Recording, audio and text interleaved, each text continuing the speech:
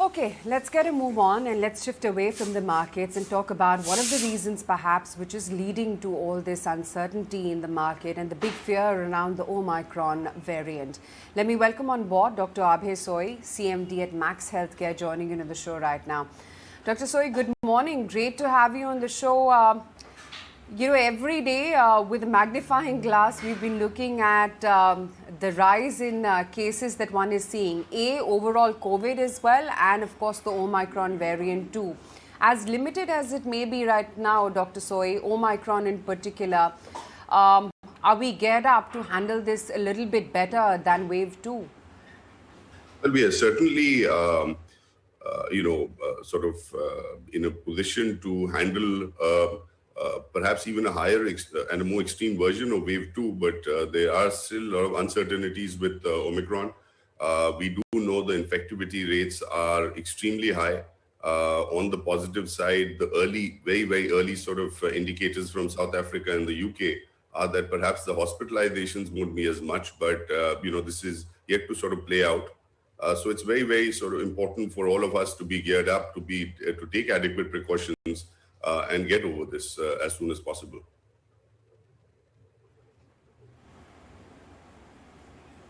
Dr. Soi, there is a lot of misinformation out there, and possibly because the variant has just about begun spreading, and perhaps you have UK and South Africa as the only parameters and benchmarks right now. While they say it's more transmissible, they're saying that it's not as lethal as the Delta variant was. Is there any truth to it? Is there enough data to really establish that right now? I think, at present, that's perhaps the best case scenario, right? These are very, very early indications. One can't sort of conclude basis this. God forbid it's not the case. You don't want to be caught out on the wrong footing. Yes, so while everybody is hoping that the virility rate will be lower, while the infection rate is, that is established, is significantly higher.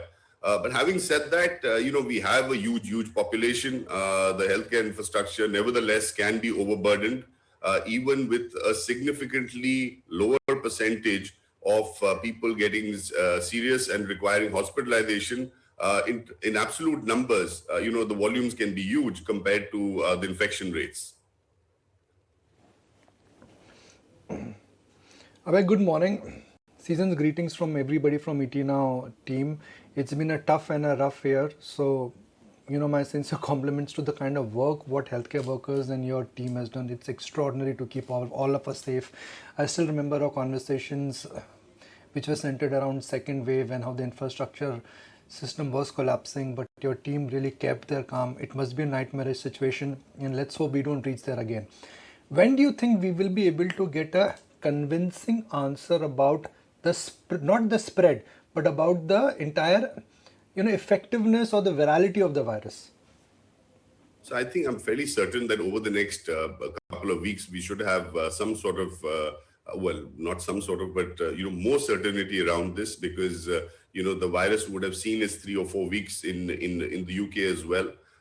And what the impact is going to be on hospitalizations, etc. We are seeing, this huge sort of resurfacing of the wave in America, in New York. We are seeing that, recent reports are that children below the age of 5, have been infected, and, their hospitalization rate is 4x of what it was last time. So I think in the next couple of weeks, the picture should be a lot clearer. Is the world headed towards mass immunity? Because when you have this kind of a sizable uptick in spread, and if the number of cases in terms of severity they are coming out, can I use the word mass immunity has come in? Well, there is a theory that this is nature's vaccine. So, perhaps we're all hoping for the best with that. But look, I think, we are all sort of searching in the dark. This is all very uncharted territory, as you're aware. And we hope so. We hope that this is, nature's mass vaccine for all of us. And this should put an end to, the scourge of the virus going forward. You're a listed company. So my next question and immediate follow-up would be that what is happening to business? Have you earmarked some area already in case there is a vaccine, in case there is a virus breakout? Have I don't want to use the footfall, but patients coming to the hospitals, have they reduced like what we saw during first wave and second wave, because everybody wanted to, in a sense, delay their non-critical surgeries? No, I think so. We haven't seen any reduction in footfalls this time around. We've had this switch over twice over, or perhaps thrice over in the past, where we've been able to sort of very quickly switch from COVID to non-COVID and then back to COVID again. At present, there's no actual, there is certain areas which have been set out for COVID. And as and when the surge increases, we'll be setting out more areas, but we haven't seen reduction in footfalls or elective surgeries yet.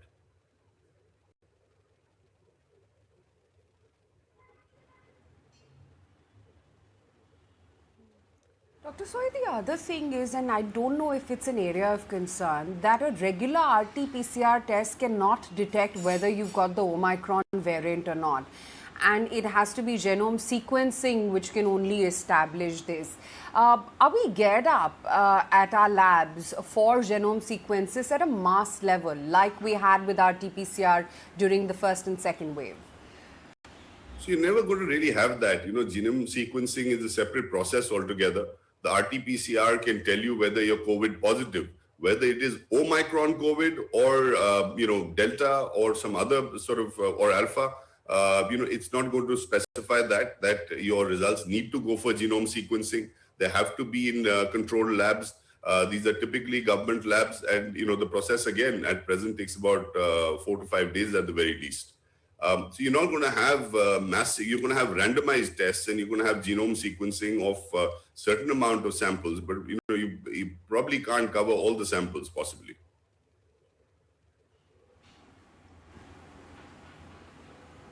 Is it really required though? I mean, is the treatment for the Omicron variant any different than that of Delta?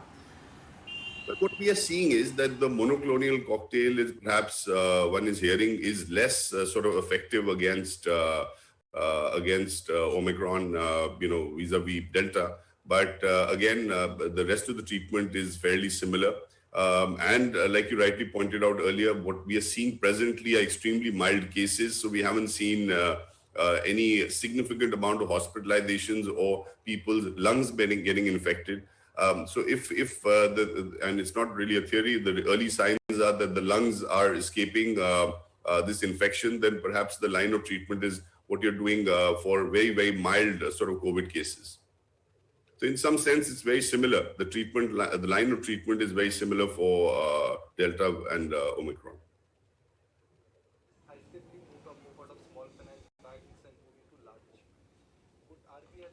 Right. Abhay, just to understand from purely an administrative standpoint, when you go through these entire wave in terms of making the hospital prepared, getting beds ready, marking some area, how does a hospital really migrate? How does it happen? Is it easy to do it because there have been 2 or 3 prior experiences? Well, so there are multiple changes. There is certain steps you need to take towards supply chain to start with. To be able to gear up, to be able to have the right amount of stocks for the right amount of materials and so on. The training, the living accommodation of your staff, that they can't be going home during that time, so that needs to be arranged. Physically, what we do at the hospital infrastructure, that we need to segregate those areas physically. You need to bring them back when COVID dissipates, and all of those things. So, there's the entire sort of process, both administratively and clinically. The pathways now which have been created and established, we are able to do it much faster within 24 to 48 hours now, given past experience. So, the machinery from the hospital machinery, from an administrative standpoint, from a people standpoint, from a process standpoint, and this is across the healthcare sector, is significantly better prepared than where we were exactly a year ago. Appreciate your time. 2021 has been a tough and a rough year. Let's really hope that 2022 we put all the misery behind us, and it's to new beginning, and it's to safer, happier, and better days. Thank you.